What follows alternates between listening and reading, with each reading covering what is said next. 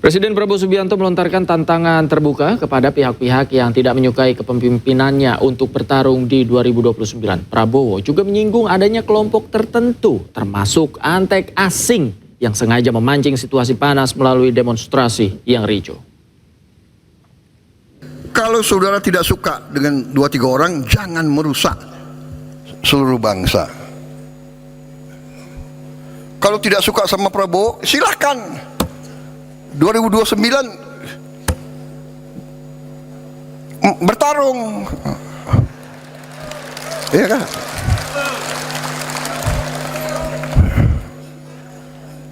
Sedikit-sedikit mau demo boleh, tapi dia tidak berharap demo, dia berharap kerusuhan, dan kerusuhan itu mencelakakan bangsa dan negara. Saudara-saudara, kerusuhan mencelakakan bangsa dan negara. Bakar-bakar, bom molotov, saya katakan itu membahayakan, itu pidana. Saya tidak ragu-ragu. Kalau demo silakan, tapi mau bagaimana mau demo? Kamu 5.000 kali demo, tidak akan ada satu pabrik dibuka. Jadi kelompok-kelompok ini, sadar atau tidak sadar, saya yakin mereka dikendalikan oleh kekuatan asing. Yakin saya dan saya punya bukti. Dan pemirsa, untuk mengetahui situasi terkini kami telah terhubung dengan jurnalis iNews Jessica Winoto di kawasan Sentul, Kabupaten Bogor, Jawa Barat. Selamat sore Jessica, ada hal menarik apa saja yang disampaikan oleh Presiden dalam Rakornas hari ini? Ya, selamat sore Davi dan juga pemirsa. Untuk tadi dari arah Prabowo, Presiden Republik Indonesia yang ke-8 ini menyampaikan berbagai hal karena memang ada beberapa yang diprioritaskan alias topik dari sinergi kebijakan ekonomi dan energi dan juga kedaulatan pangan berkelanjutan. Tetapi tadi menariknya juga bahwa pada hari ini di Rakornas atau Rapat Koordinasi Nasional yang diselenggarakan oleh Kementerian Dalam Negeri yang dihadiri oleh 4.487 peserta yang berisi atau melalui dari menteri, lalu juga ada pemimpin lembaga, gubernur, bupati, wali kota, hingga pimpinan DPRD. Tadi juga Prabowo menyebut gerakan ASRI atau aman, sehat, resik, dan indah. Hal ini memang difokuskan dalam kondisi Indonesia atau berbagai wilayah di Jakarta maupun di sekitarnya adalah penumpukan sampah atau pengolahan sampah yang tidak kunjung usai.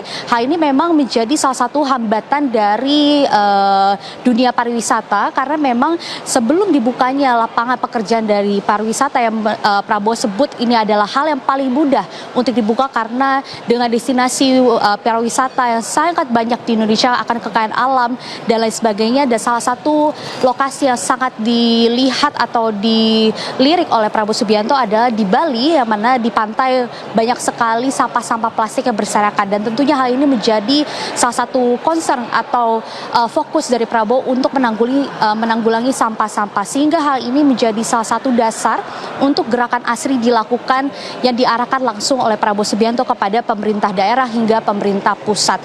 Dan tadi pun kami juga sempat berbincang dengan beberapa kepala daerah bahwa mereka memang salah satunya di Kabupaten Sumedang bahwa sudah menjalankan beberapa upaya dalam menanggulangi atau merawat lingkungan agar bebas dari sampah. Salah satunya adalah dilarangnya penggunaan kemasan plastik, sehingga hal ini diharapkan dari seluruh wilayah di Indonesia ini dapat menerapkan untuk gerakan ASRI dilakukan, sehingga penanggulangan atau penumpukan sampah ini dapat dilakukan atau ditanggulangi melalui juga tempat pembuangan sampah akhir dan lain sebagainya. Sehingga tentunya ini hal yang menjadi menarik, Davi dan juga pemirsa, untuk dari Rakornas 2026 yang diselenggarakan oleh Kemendagri pada hari ini. Dan selain itu pun tadi juga Prabowo menyebut banyak hal tentang ketahanan pangan, sehingga ini melalui juga swasembada pangan, dan tentunya ini menjadi fokus untuk ke beberapa tahun ke depan untuk dicapai dari seluruh daerah di Indonesia. Sementara saat ini pun untuk kondisi Rakornas sudah selesai karena memang tadi sudah dimulai pada pukul 9 pagi waktu Indonesia Barat, dan tadinya akan ada sesi untuk para menteri tetapi dibatalkan. Sehingga hal ini ada beberapa yang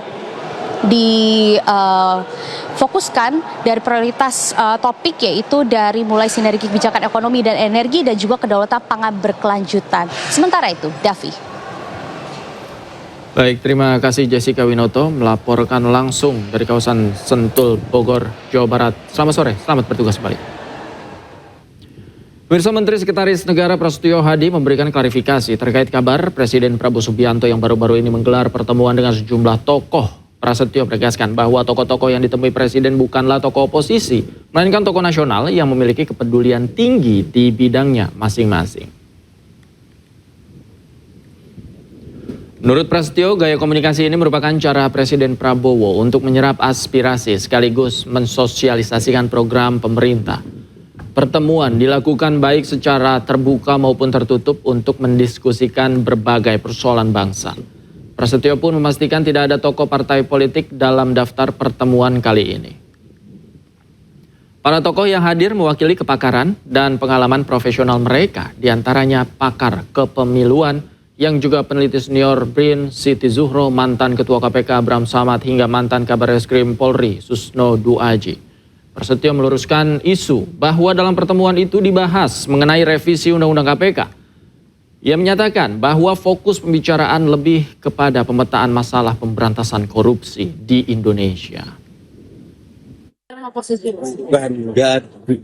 Bukan tokoh oposisi, tapi beliau bertemu dengan tokoh-tokoh nasional yang memiliki kepedulian di bidangnya masing-masing. Inilah cara Bapak Presiden selama ini juga berkomunikasi, ada yang terbuka, ada yang tertutup dalam rangka berdiskusi, menerima masukan, sekaligus memberikan penjelasan juga terhadap program yang sedang dijalankan oleh pemerintah, oleh Bapak Presiden, yang semua berorientasi kepada kepentingan bangsa dan negara, kepada kepentingan masyarakat.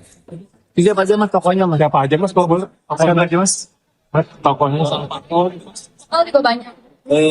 Tokoh parpol tidak ada. Jadi kemarin tokoh-tokoh pada kepemiluan, Prof. Siti Zuhro, kemudian juga tokoh pemberantasan korupsi, mantan Ketua KPK Bapak Abraham Samad, dan juga tokoh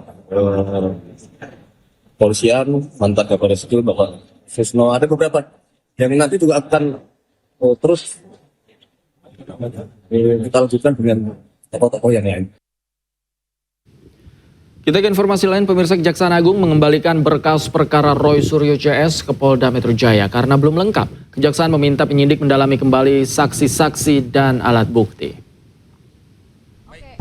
Bismillahirrahmanirrahim. Assalamualaikum warahmatullahi wabarakatuh. Waalaikumsalam warahmatullahi wabarakatuh. Dengan dikembalikannya berkas perkara Roy Suryo CS, maka penyidik berkewajiban memenuhi petunjuk yang diminta oleh jaksa.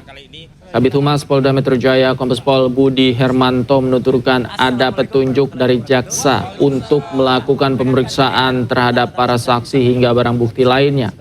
Berkas perkara akan diserahkan kembali ke kejaksaan jika seluruh petunjuk yang diminta sudah lengkap. Sementara kubu Roy Suryo CS mengatakan pengembalian berkas merupakan kesempatan untuk melengkapi bukti-bukti.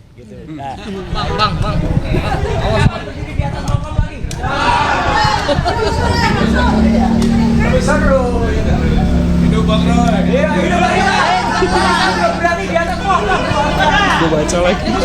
Dua tuyul, Bang. Hidup Pak Bahar. ARM luar biasa. Hidup Pak RM.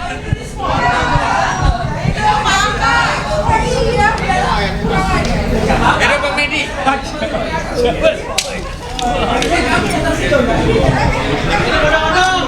Baik. Bismillahirrahmanirrahim. Assalamualaikum warahmatullahi wabarakatuh. Waalaikumsalam warahmatullahi wabarakatuh. Terima kasih dan apresiasi setinggi-tingginya kepada rekan-rekan media